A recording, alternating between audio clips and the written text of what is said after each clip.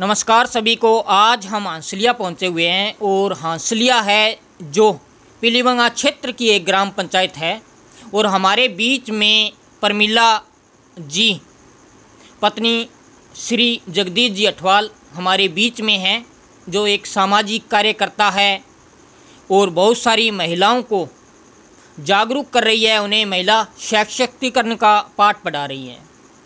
तो हम उनके बारे में जानेंगे और सभी श्रोताओं से निवेदन है, दर्शकों से निवेदन है कि आप इस कार्यक्रम को ज़्यादा से ज़्यादा शेयर करें और जो इस कार्यक्रम को देख रहे हैं उन तक एक निवेदन और है कि आपके भी आसपास ऐसी महिलाएं जो देश में समाज में अच्छा कार्य कर रही है उनको भी आप सामने लाएं और पूनम फाउंडेशन के जरिए हम उन्हें एक मंच देने का प्रयास करेंगे। इसी बीच हम आपकी बातचीत करवा रहे हैं प्रमिला जी से, जो काफ़ी होनहार है, समाज को नई दिशा दे रही है। तो स्वागत है प्रमिला जी आपका। राम राम। आप इन दिनों जो सामाजिक ऑडिट है, सोशल ऑडिट है ग्राम पंचायत की, और उसके अलावा राजीविका मिशन है, उनसे जुड़े हुए हैं। तो थोड़ा ये राजीविका मिशन क्या है हमारे दर्शकों को आप बताएं। राजीविका मिशन एक संस्था है जिसमें राजस्थान ग्रामीण आजीविका विकास परिषद जयपुर से है और जिसमें लगभग महिलाओं में सशक्तिकरण करने के लिए हम पूरा भरपूर प्रयास कर रहे हैं, जिसमें लगभग मेरे गांव में 20 समूह बने हुए हैं। 200 परिवार मैंने जोड़ दिए हैं इसमें। चलो बहुत ही अच्छी बात है। 200 परिवार जोड़ने का मतलब है कि इन्होंने जो ग्रुप बनाए हैं 200, लगभग ग्रामीण स्तर पर इन्होंने 200-250 जो महिलाएं हैं उनको आगे बढ़ाने का प्रयास किया है। और हम थोड़ा इनके बचपन के बारे में जानते हैं। बचपन में जो महिलाएं होती हैं उनकी भी अनेक रुचियां होती है ताकि वो उन रुचियों को भविष्य में आगे बढ़ाएं। तो ऐसे में इनकी क्या रुचि रही है, इनके बारे में जानते हैं। आपकी भी कोई रुचि रही होगी। मेरी सर रुचि यही थी कि मैं टीचर लाइन में जाना चाहती थी। अच्छा। और इसी वजह से मेरे को पढ़ाई में भी बड़ा इंटरेस्ट था। अभी भी मैं पढ़ाई कर रही हूँ। मैंने पढ़ाई करते करते BA LLB तक की है और LLB का आगे मेरा मकसद रास्ता मार्ग चेंज कर दिया मैंने और इसमें LLB के बाद मेरा यही मकसद है कि मैं जैसे भी कानूनी तौर पर जितने भी गरीब और असहाय लोग हैं उनकी भी जितनी मेरी कोशिश है उतनी मदद करूँगी मैं। बहुत ही अच्छी बात है। आज के समय में जो एक निसहाय असहाय होता है और उनकी मदद के लिए कार्य करना हर किसी का एक सामाजिक दायित्व भी बनता है। तो आगे मेरा निवेदन यही रहेगा कि बहुत सारी महिलाएं हैं जो आपसे जुड़ी हुई है, महिला सशक्तिकरण से जुड़ी हुई है। आप उन्हें आगे बढ़ाने के लिए क्या क्या प्रयास कर रहे हैं?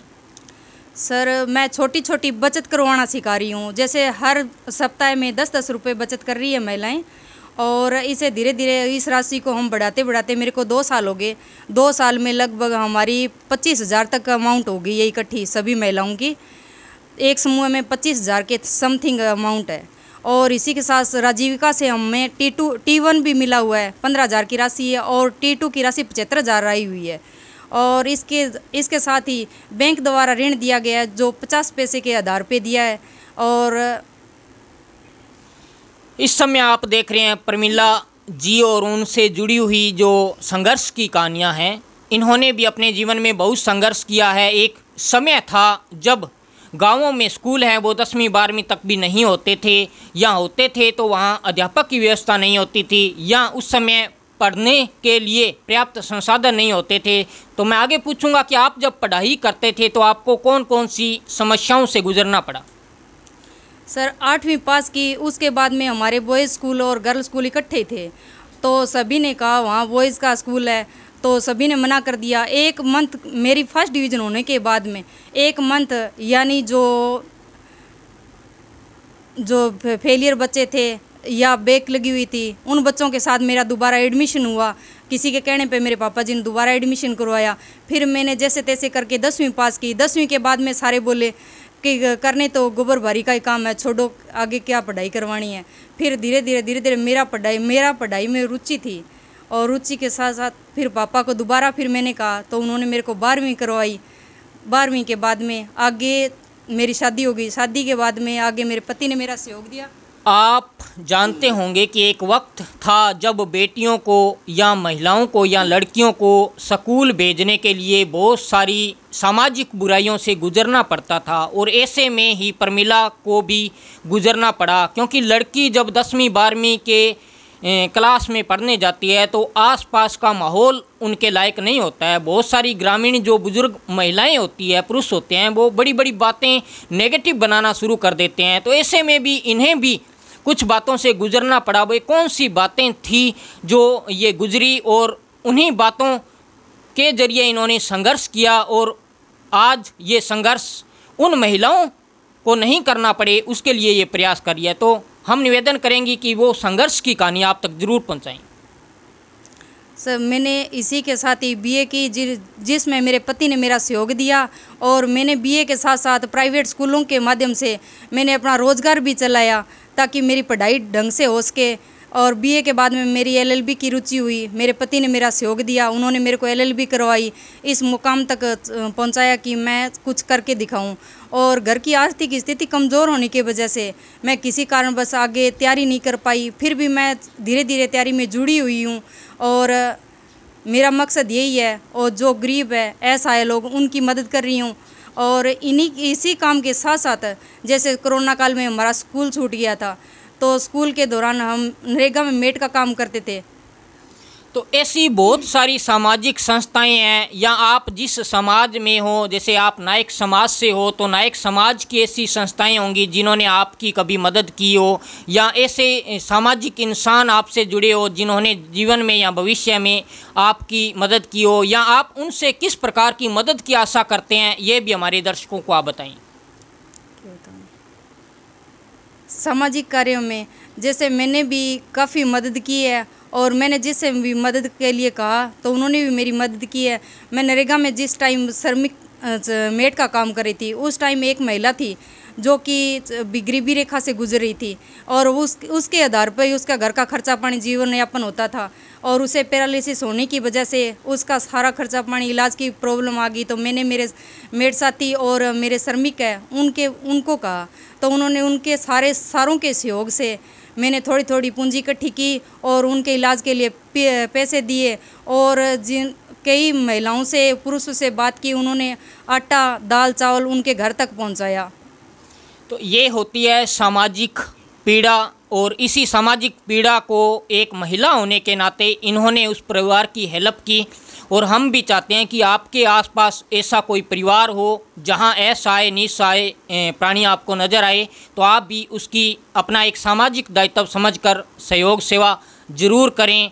अब मैं जानना चाहता हूं, आप सामाजिक ऑडिट से जुड़ी हो ग्राम पंचायतों के माध्यम से, बहुत सारी ग्राम पंचायतें हैं या राज्य सरकार है वो सामाजिक ऑडिट करवाती है ताकि ग्राम पंचायत में कहीं भ्रष्टाचार हो रहा है या जो मनरेगा या अन्य कार्य चल रहे हैं वहाँ कोई कमियां तो नहीं है। तो ऐसे में इन्होंने कई ग्राम पंचायत का निरीक्षण भी किया है। तो बहुत सारी समस्या महिलाओं के लिए आती हैं, क्योंकि भारत एक राजनीतिक संपूर्ण देश माना जाता है। यहाँ पर बहुत सारे राजनीतिक दल हैं जो लगातार अपना सत्ता में पक्ष रखते हैं, विपक्ष भी रखते हैं, तो एक दबाव होता है। तो मैं आगे निवेदन करूँगा वे बातें आप हमारे दर्शकों श्रोताओं को बताएं कि कौन सी बातें थी। आप सामाजिक ऑडिट करने जाते थे तो आपको क्या क्या समस्याएं आती थी? मैं राजीविका की तरफ से सोशल ऑडिट में नियुक्त हुई। नरेगा में मेट थी, मेट के बाद में राजीविका में जुड़ने के बाद में सोशल ऑडिट में नियुक्त हुई। तो उसमें सबसे पहले मैं लोंगवाड़ा पंचायत दी गई। उसमें क्या, हमें आने जाने की समस्या होती थी, कभी पैदल आते, कभी कोई साधन मिल जाता, कभी कोई छोड़ने आ जाता। इसी के दौरान हमने सोशल ऑडिट की और नरेगा में कार्य का निरीक्षण किया। वहाँ भी सत्यापन सही पाया गया। और PMKY है और SBM जो शौचालय बने हुए हैं उनका निरीक्षण किया तो उनमें भी लगभग सही पाया गया। अभी हाल ही में ग्राम पंचायत लोंगवाला को राष्ट्रपति पुरस्कार के लिए भी चुना गया है। हमारे जो युवा सरपंच हैं सुनील जी क्रांति, उनके माध्यम से ग्राम पंचायत है वो काफ़ी निष्क्रिय और हाईटेक ग्राम पंचायत राजस्थान की बनी हैं। तो उनका आपके जो सोशल ऑडिट कार्यों में क्या क्या सहयोग रहा वो भी आप हमारे श्रोताओं दर्शकों को बताएं। सुनील जी लोंगवाड़ा के सरपंच सुनील क्रांति, जिन्होंने हमें पूरा सहयोग दिया। हर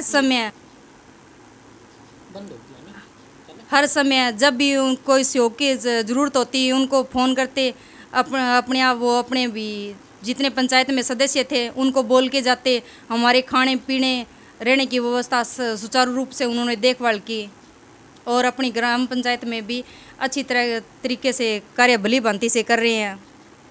आपने बोला कि आपने एलएलबी कर रखी है और एक महिला के लिए एलएलबी करना और उसके बाद में एक एडवोकेट की प्रैक्टिस करना और प्रैक्टिस के दौरान आने वाली समस्याएं बहुत होती है, क्योंकि सामाजिक उत्तरदायित्व निभाते समय जब हम समाज और जो गांव से बाहर निकलते हैं, एक मंच जो हमें मिलता है वहाँ जैसे चैम्बर मिलता है, तो उस चैम्बर तक जाते हैं तो अनेक समस्याएं आती है। तो आपने भी प्रैक्टिस की है, तो ऐसे में आपको क्या क्या समस्याएं आई वो भी हमारे श्रोताओं और दर्शकों को बताएं।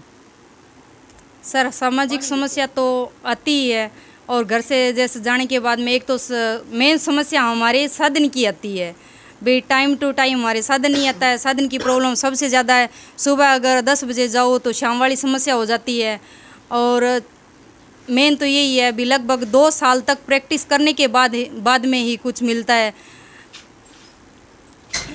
तो ये थी एक वो समस्या जो महिलाओं को उससे गुजरना पड़ता है। इन्होंने बताया राजीविका मिशन के बारे में, अपने जो सुझाव हैं या अपना जो प्रयास है एलएलबी के बाद में अपना प्रयास है, अपने जीवन प्रयास के बारे में। अच्छा, बहुत सारे जो दर्शक देख रहे हैं ये आपसे जानना चाहते हैं कि आपकी बचपन में या अभी कोई कुछ विशेष रुचियां रही है तो भी उनके बारे में आप बताएं। विशेष मेरी रुचि थी टीचर लाइन में ही थी। कोई ऐसी रुचि जो खेल में हो, गीत गाने में हो, डांस में हो या मिमिक्री कलाकार में हो, या और भी बहुत सारी रुचियां होती है? नहीं सर, वो हमें सिखाया नहीं था। पहले भी स्कूलों में भी यही समस्या थी, कोई जैसे कोई खेल कूद होता नहीं था। अब तो खेल भी है, सारा सिस्टम अपने स्कूलों में होने लग गया। पहले स्कूलों में ये व्यवस्था नहीं थी। इस कार्यक्रम को बहुत सारी युवतियां भी देख रही है, युवक भी देख रहे हैं, तो आज की जो युवा पीढ़ी है आप उन्हें क्या संदेश देना चाहेंगे? मेरा संदेश यही है कि अपनी सोच को साकार रखें और बच्चियों को बेटे और बेटी में कोई किसी प्रकार का भेदभाव न रखें और उनको बराबर मौका दे खेलने का और कूदने का। पढ़ाई में किसी भी अवसर में बेटियों को पीछे ना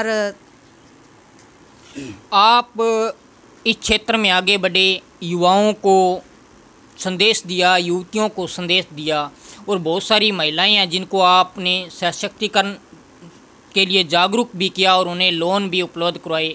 आपके इस जीवन काल में एक पुरुष का नाम आता है जिन्होंने आपको बहुत आगे तक बढ़ाया, तो आप किन का नाम लेना चाहेंगे?